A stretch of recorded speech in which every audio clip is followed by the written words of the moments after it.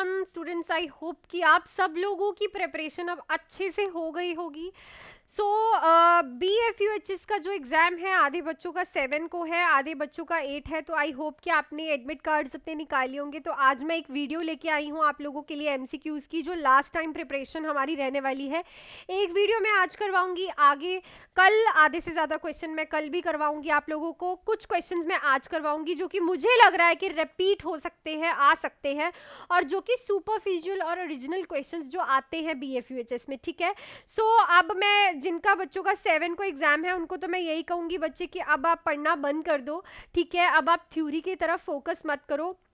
Only and only जिन्होंने golden pointers bye कर रखे हैं, सिर्फ वो गोल्डन पॉइंटर्स पढ़ो, और जिन्होंने गोल्डन की पॉइंटर्स जो हैं अपने बना रखे हैं वो पढ़ो। अगर बाई चांस आपको गोल्डन की पॉइंटर्स चाहिए तो 199 पे आप कॉल करके 7973244089 पे कॉल करके आज ही गोल्डन पॉइंटर्स बाय कर सकते हो। इस 199 में आपको जो गोल्डन पॉइंटर्स है वो 200 प्लस गोल्डन पॉइंटर्स बच्चे मिल जाएंगे। और ये आज के लिए, अगर आप आज बाय करते हो तो आप लोगों के लिए 1499 में ये गोल्डन पॉइंटर्स अवेलेबल है। आप इस पे सिर्फ नंबर पे मैसेज कर दो कि BFUHS गोल्डन पॉइंटर्स चाहिए, और अपनी पेमेंट करके वो गोल्डन पॉइंटर्स आप बाय कर सकते हो, ठीक है। Only in 1499। सो सारे जो सब्जेक्ट्स हैं उनका निचोड़ निकाल रखा है मैंने, उनमें 200 प्लस पॉइंटर्स है, सिर्फ उन्हीं को पढ़ना है। एज अ न्यूज़पेपर आपको रट जाएंगे, ठीक है ना। सो क्वेश्चन पे चलते हैं हम। और जो बच्चे जिन्होंने भी मुझे विश किया है, कॉल किए हैं, मैसेजेस किए हैं, so thank you so much. I hope कि ये पेपर आप सब लोगों का अच्छे से जाए, अच्छे से क्लियर हो, और किसी भी चीज़ से आपको डरना नहीं है, फोकस्ड होके पेपर को करना है। और जीवन में कभी भी हार नहीं होती, हमेशा जीवन तुम्हें एक नए रास्ते और एक नई चीज़ के बारे में सिखाता है। सो इस प्रॉपर कॉन्फिडेंस के साथ आपको आगे बढ़ना है। और आने वाली पंजाब की और भी पोस्टें हैं, DHS की पोस्टें जो हम इस साल से कब से वेट कर रहे हैं, वो अब आ जाएंगी, जिनकी मुझे न्यूज़ मिली है कि कुछ ही टाइम में वो भी रिलीज़ हो जाएंगी। इन पोस्टों के बाद ही वो रिलीज़ होनी थी। तो अब मैं ज़्यादा टाइम वेस्ट नहीं करती आप लोगों का और चलती हूँ क्वेश्चन पे। सो 31 क्वेश्चन है हमारा, देख लीजिए क्या कह रहा है। What is the route of administration of rota virus, ठीक है। रोटा वायरस जो वैक्सीन लगती है बच्चों को, उसका रूट ऑफ एडमिनिस्ट्रेशन क्या है। तो देखो, रोटा वायरस जो है आप लोगों को पता होना चाहिए कि सबसे पहले तो ये हम देते कैसे है, ठीक है। तो पहले ऑप्शन पढ़ लेते हैं। IM, सबक्यूटेनियस, इंटरडर्मल, या फिर ओरली। तो क्या हुआ था कि जो रोटा वायरस है ये क्या करता है, ईटिंग और drinking contaminated food and water. अगर कोई भी बच्चा, ठीक है, क्या खाता है, कुछ ऐसा खाता है या फिर कुछ ऐसा ड्रिंक करता है जो कि कंटामिनेटेड है बच्चे, ठीक है, जो कि क्या है, कंटामिनेटेड है, उसकी वजह से पेशेंट को ये प्रॉब्लम होती है, रोटा वायरस की प्रॉब्लम होती है। सो इसकी वैक्सीन जो है ऐड की गई थी इम्यूनाइजेशन शेड्यूल में, जिसमें हम बच्चे को ड्रॉप्स देते हैं रोटा वायरस वैक्सीन की, ठीक है। सो इसका रूट फैलने का क्या है, तो इससे भी आ सकता है। तो ये फीकल ओरो रूट से फैलता है बच्चे, ठीक है ना। अगर फीको ओरो रूट से ये जो है रोटा वायरस की प्रॉब्लम है, ये जो है फैलती है, ठीक है। सो कोई स्पेसिफिक ट्रीटमेंट नहीं, जो वैक्सीन लगती है, एंटीवायरल ड्रग्स जाती है, ये हम देते हैं। और ये जो वायरस है, जो अगर किसी को होता है तो 3 to 8 डेज के लिए रहता है, ठीक है ना। एक्सपेक्टेशन पर्सन की कितनी, बच्चे की कितनी अच्छी इम्यूनिटी है, और कितना ज़्यादा वो अच्छे से इस जो डिसीज़ है इससे कवर अप कर पाता है, ठीक है। सो ये जो इम्यूनाइजेशन है हम बच्चों को करते हैं, so which is called an rotavirus. और इसका मेन कॉज है, सिम्टम है वॉमिटिंग एंड डायरिया। सो ये भी आप लोग लिख लेना, वॉमिटिंग एंड डायरिया, ठीक है ना। सो 5 ड्रॉप्स जाती हैं। सो बहुत से क्वेश्चंस इसमें बन जाएंगे आपके। 5 ड्रॉप्स जो है हम इसकी देते हैं ओरली। सबसे पहला क्वेश्चन बना, ओरली देते हैं। सेकंड 5 ड्रॉप्स देखते हैं, ये फैलता किसके साथ है, ठीक है, इसके मेन सिम्टम्स क्या है, ठीक है, और ये कितने देर तक एक पेशेंट में रहता है, और ये होता कैसे है। सो 6 क्वेश्चन आपके एक ही क्वेश्चन से बन गए हैं, क्योंकि रोटा वायरस वैक्सीन जो है ना बच्चे, ये अभी अभी थोड़ा टाइम पहले ही ऐड हुई है, और इस वैक्सीन से आपको क्वेश्चन भी आ सकते हैं। सेकेंडली आपको याद रखना है कि ये रोटा वायरस जो वैक्सीन है ना, ये हम देते हैं 6, 10 एंड 14। सो ये नंबर आपको याद रखना है कि हम रोटा वायरस वैक्सीन जो है वो कब देते हैं, कब ये बच्चे को दी जाती है, ठीक है। और इस पे क्वेश्चन जो है रिपीटेडली आता है, ठीक है ना, रेपिटेडली आपको इस पे क्वेश्चन आएगा ही आएगा। चलो नेक्स्ट है BCG, measles, MMR vaccine should be stored in. So जो बीसीजी वैक्सीन होती है, मीजल्स वैक्सीन होती है, एमएमआर वैक्सीन होती है, उसको हम कितने टेम्परेचर में स्टोर करते हैं? ऑप्शन है 22 degree Celsius, 10 to 15 degree, 15 to 20, 2 से 10 डिग्री सेल्सियस। तो ये स्टोर होती है 2 से 8 डिग्री सेल्सियस में। देखो बहुत से बच्चों ने अभी मेरा जो 499 का और 699 का बैच ज्वाइन किया था, तो बहुत बेसिक्स वीक है आपकी, आप वो पढ़ ही नहीं रहे हो जो आपको पढ़ना चाहिए फॉर BFUHS एग्जाम, जो मुझे लगता है, ठीक है ना, जो बच्चे मेरे पास अब आए हैं। सो आपने वो चीज़ें पढ़ी हैं जो कि आपके लेवल की नहीं है या फिर BFUHS के लेवल की नहीं है। सो आपको BFUHS का पेपर क्लियर करने के लिए ना एक स्पेसिफिक पैटर्न फॉलो करना होता है बच्चे, ठीक है ना। सो देखो सबसे पहले तो आपको ट्रिक्स पता होनी चाहिए। पहली बात तो आपको ये पता होनी चाहिए कि ये तीनों वैक्सीन जो हैं they are a live vaccine, ठीक है। तो लाइव वैक्सीन हमेशा हम क्या करते हैं? फ्रीज करते हैं, ठीक है। पर जो टॉक्सॉइड्स और किल्ड वैक्सीन होती हैं उनको हम कभी भी फ्रीज नहीं करते। अगर वो फ्रीज हो गई हैं तो उनको हम हमेशा डिस्कार्ड कर देते हैं, ठीक है। सो सबसे पहले तो आपको ये क्लियर होना चाहिए, ठीक है। सेकेंडली आपको पता होना चाहिए कि जो BCG है, मीजल्स है और जो MMR है, ये कैसे आपको याद करनी है, ठीक है। जो आपकी जो हमारी लाइव वैक्सीन होती है, ये हमारी लाइव वैक्सीन हैं और इनको हम इतने टेम्परेचर पे फ्रीज करके रखते हैं। सेकेंडली आपको याद रखना है, क्वेश्चन आता है कि टॉक्सॉइड्स को फ्रीज करोगे तो उसको डिस्कार्ड कर दो। थर्ड आपको VVM से क्वेश्चन आता है, that is your vaccine vial monitor. So वो OPV से क्वेश्चन आता है। सो देखो जब भी वैक्सीन वायल मॉनिटर में इनर का कलर और बाहर का कलर सेम हो जाएगा तब आप उसे यूज नहीं करोगे, और जब जो है आपका इनर कलर डार्कर हो जाएगा बाहर के कलर से तब भी उसको यूज नहीं करोगे। पहले दो आप यूज कर सकते हो उसको, क्लियर। चलो नेक्स्ट पे चलते हैं। In rehabilitation programme the main focus of the health care team is on the patients. तो अगर आप किसी का रिहैबिलिटेशन प्रोग्राम है तो आपका मेन फोकस क्या रहेगा उस पेशेंट के लिए, ठीक है। आपकी जो हेल्थ केयर टीम है फंक्शनल डिसेबिलिटीज पे, फंक्शनल एबिलिटीज पे, underlying disease that leads to disability, respected that predispose to disability. So यहाँ पे हम कर रहे हैं, मतलब हम पेशेंट को रिहैबिलिटेट कर रहे हैं, ठीक है ना। पर्सन को हम क्या कर रहे हैं? रिहैबिलिटेशन में लेके जा रहे हैं। तो हमें सबसे पहले तो जब आप रिहैबिलिटेशन प्रोग्राम में पेशेंट को लेके जाते हो तो उसकी सबसे पहले आपको पता होनी चाहिए फंक्शनल एबिलिटीज। ऐसी बात मैं क्यों कर रही हूँ? देखो फंक्शनल आपको पता होना चाहिए कि रिहैबिलिटेशन में अभी पर्सन कितना काम कर सकता है, वो कितना ठीक हो गया है, क्या उसकी स्टेज है, कहीं उसे दोबारा से ये रिलैप्स तो नहीं मार सकती डिसीज कंडीशन।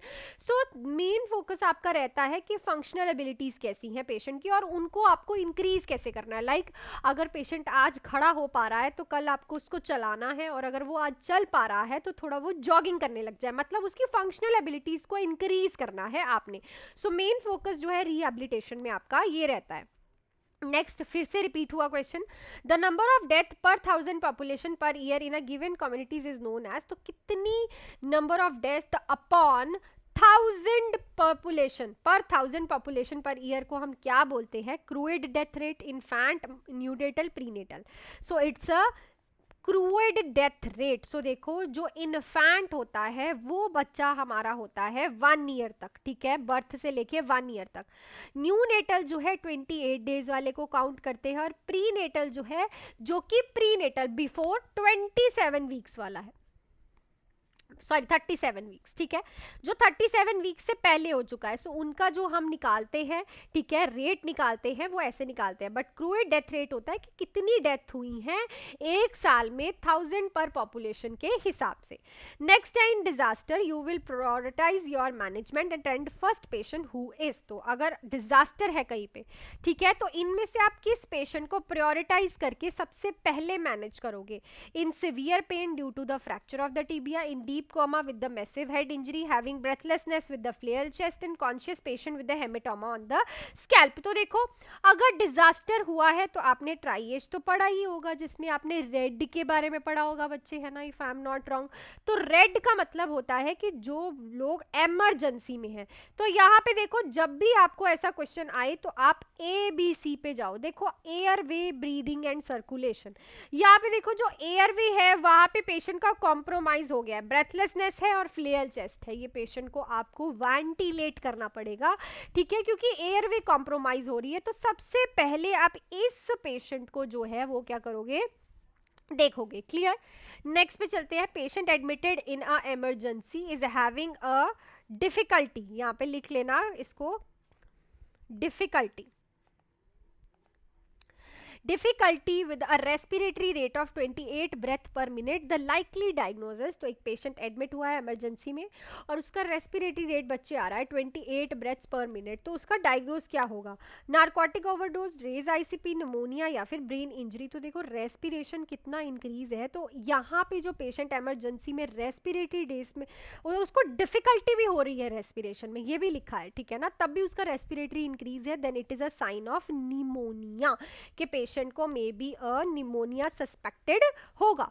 नेक्स्ट है, which of the following injection is a routinely administered to the newborn to prevent bleeding. तो ये इजी क्वेश्चन है, इनमें से कौन सा इंजेक्शन जो है आप न्यूबॉर्न को ब्लीडिंग से प्रिवेंट करने के लिए लगाते हो? Vitamin K, soda bicarb, calcium gluconate, methylergometrine. So it's a vitamin K, क्योंकि उस टाइम बच्चे की इंटेस्टाइनल फ्लोरा जो है वो अभी नहीं प्रेजेंट होती, ठीक है।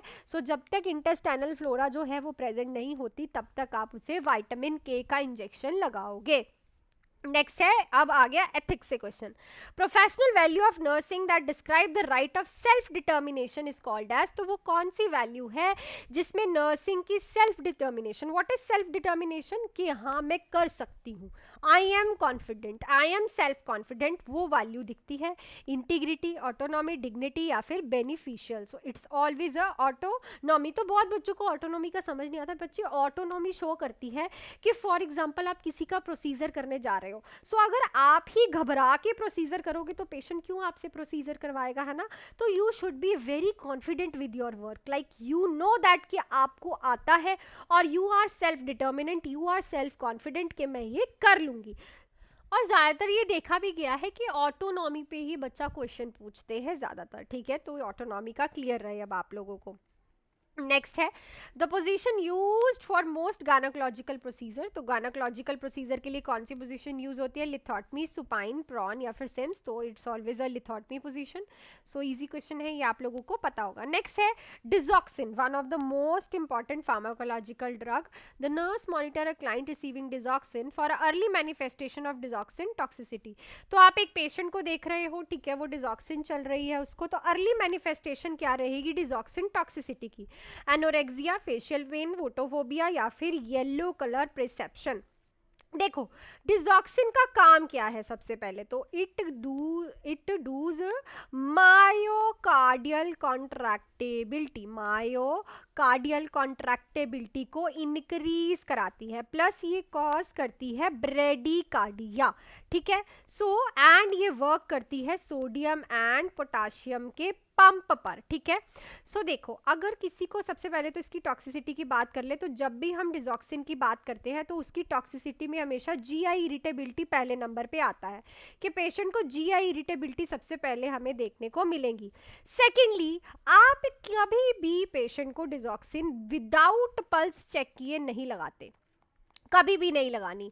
अगर उसकी 60 से नीचे पल्स है तो आप बिल्कुल भी नहीं लगाओगे, क्योंकि पेशेंट ऑलरेडी ब्रेडिकार्डिया में है और डिजॉक्सिन भी उसे ब्रेडिकार्डिया कॉज कर रही है। एक होती है आपकी एट्रोपिन, सुनी होगी आपने एट्रोपिन भी, ठीक है, सुनी कि आपने की होगी। तो एट्रोपिन कभी भी 100 बीट्स पर मिनट से अगर, क्योंकि ये क्या कॉज करती है? टैकीकार्डिया। और ऑलरेडी अगर पेशेंट की 100 से ऊपर पल्स आ रही है तो आप उसको ये नहीं लगाओगे, क्योंकि ये और टैकीकार्डिया कर देगी, ठीक है। तो एट्रोपिन 100 बीट्स पर मिनट से ज्यादा पे नहीं लगाते और डिजॉक्सिन जो है 60 से कम पे नहीं लगाते। तो ये आपको याद होना चाहिए। प्लस इसकी टॉक्सिसिटी जो देखने को मिलती है इज योर जीआई इरिटेबिलिटी। लो भाई, बहुत से बच्चे बोल रहे थे कि मैम हमें समझ नहीं आ रहा कि हम ड्रग डोज कैलकुलेशन कैसे करें, तो मैं एक क्वेश्चन वो भी मैंने ऐड किया आप सब लोगों के लिए। सो एसिटामिनोफेन 650 mg ओरली जो है every 2 hourly PRN for a pain reduction label 500 ml per 15 ml. The nurse prepare how many ml to administer one dose. Acetaminophen liquid देनी है 650 mg ओरली एक पर्सन को, ठीक है। और आपके पास जो है लेबल पे लगी हुई वो सिर्फ है 500 ml, ठीक है, पर कितना है 15 ml। सो देखो जो ड्रग डोज कैलकुलेशन का फॉर्मूला होता है इज अ, सबसे पहले आता है प्रिस्क्राइब डोज, लिख लेना इसको, prescribe dose upon available dose, ठीक है, अवेलेबल डोज इनटू ml। सो ये ml लगाना आप भूल जाते हो, वहां पे आप गलती कराते हो, ठीक है ना, इनटू ml। प्रिस्क्राइब डोज कितनी है 650, और आपके पास अवेलेबल कितनी है 500 ml। ml कितना दिया है आपके पास 15 ml। सो देखो ये हमारे पास वैल्यूज ऐसी रह जाएंगी। सो इसको हम काट के देखते हैं। सो 0 से 0 चले जाएगा यहाँ पे। तो देखो कैलकुलेशन के लिए आपको रफ पेपर वहाँ पे दिया जाएगा, तो उसकी आप टेंशन मत लेना, ठीक है।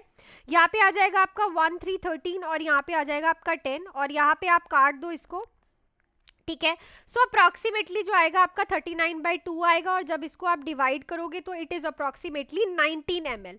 सो 19 ml जो है आप लोगों का सही आंसर रहेगा। ओके चलो नेक्स्ट पे चलते हैं। चलो एक बहुत ही अच्छा question. A nurse enters a client room and finds that there is a fire. The nurse immediately assesses the client out of the room. What is the next nursing action? बहुत अच्छा question. और ऐसा question आता है कि आप एक client के रूम में एंटर किए और वहाँ पे आग लगी हुई थी, ठीक है। आपने इमीडिएटली क्लाइंट को रूम से बाहर निकाल दिया। अब आप नेक्स्ट क्या करोगे? सो कॉल फॉर द हेल्प, ठीक है, extinguishing the fire, activate the fire alarm, confirm the fire by closing the room door. अगर आपने पेशेंट को बाहर निकाल दिया है, क्लाइंट को सेव कर दिया, ये फर्स्ट स्टेप होता है। सेकंड होता है फायर अलार्म का। थर्ड होता है कन्फाइन करने का, कन्फाइन द फायर, ठीक है। सो यहां पे आपका नेक्स्ट स्टेप क्या रहेगा? एक्टिवेट द फायर अलार्म, क्योंकि पेशेंट आपने सेव कर दिया, ठीक है। सो कन्फाइन आप कर देना, पर पहले वहां पे बाकी लोग जल्दी से जल्दी हेल्प पे आ जाए, इसीलिए आपने फायर अलार्म लगा दिया है। उसके बाद आपने डोर क्लोज करके उसको कन्फाइन कर देना है।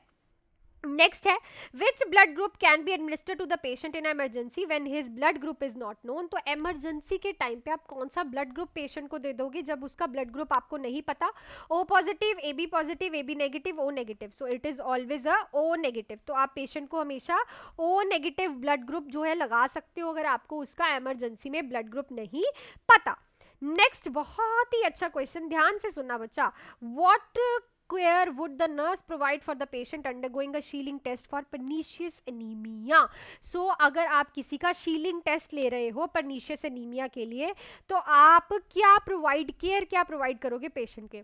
सो व्हाट इज शीलिंग टेस्ट बच्चा? शीलिंग टेस्ट क्या होता है कि आप पेशेंट का यूरिन सैंपल लेते हो, ठीक है, यूरिन सैंपल लेते हो, जिसमें आप देखते हो कि आप क्या करते हो, पहले पेशेंट को B12 देते हो, और B12 देने के बाद आप उसका यूरिन सैंपल लेते हो। अगर तो B12 अंदर ऑब्जॉर्ब हो रहा है तो इट मीन्स, और यूरिन में आपको नहीं आ रहा, तो इट मीन्स पेशेंट को पर्नीशियस एनीमिया नहीं है। पर अगर B12 जो है यूरिन में एज इट इज ही बाहर निकल रहा है, तो then it is a positive test. It means कि पेशेंट को क्या है कि पर्नीशियस एनीमिया है। तो आप पेशेंट को बेड रेस्ट दोगे, वाइटल साइन मॉनिटर करोगे, bleeding tendency, intake, output. So यहाँ पे जो आपकी केयर रहेगी that is only providing a bed rest to the patient, क्योंकि ऐसा कुछ स्पेसिफिक इसका कोई बड़ा टेस्ट नहीं है, नॉर्मल टेस्ट होता है। सो सिंपली यहाँ पे आप प्रोवाइड करते हो बेड रेस्ट। नेक्स्ट है mother to child transmission through placenta is a type of. बहुत अच्छा इम्यूनिटी से क्वेश्चन भी आ गया, लो ये अगेन एंड अगेन क्वेश्चन आते हैं। सो जो मदर से बच्चे को प्लेसेंटा के थ्रू ट्रांसमिट हो रही है इम्यूनिटी, वो क्या होती है? Active artificial, active natural, passive natural, passive artificial. So it's passive natural. क्योंकि पैसिव हम क्यों बोल रहे हैं? क्योंकि बॉडी खुद से एंटीबॉडीज नहीं बना रहा। देखो एक्टिव में क्या होता है कि बॉडी खुद बनाती है, इट सेल्फ एंटीबॉडीज बनाती है, ठीक है ना। पर जो आपका बच्चा पैसिव होता है उसमें बॉडी बाहर से, हम बाहर से आउटर सोर्स से उसको क्या देते हैं? एंटीबॉडीज देते हैं। तो यहाँ पे क्या रहेगा बच्चे? इट सेल्फ नहीं बना रही तो एक्टिव तो खत्म हो गया, बाहर से आ रही है, मदर से आ रही है तो इट्स पैसिव, और आ कहां से रही है? नेचुरल सोर्स से, सो it's a passive natural immunity. Clear? I think ये बहुत अच्छे से क्लियर हो जाएगा, पेपर में भी आपको कोई प्रॉब्लम नहीं आएगी। क्लियर? चलो नेक्स्ट क्वेश्चन देखते हैं।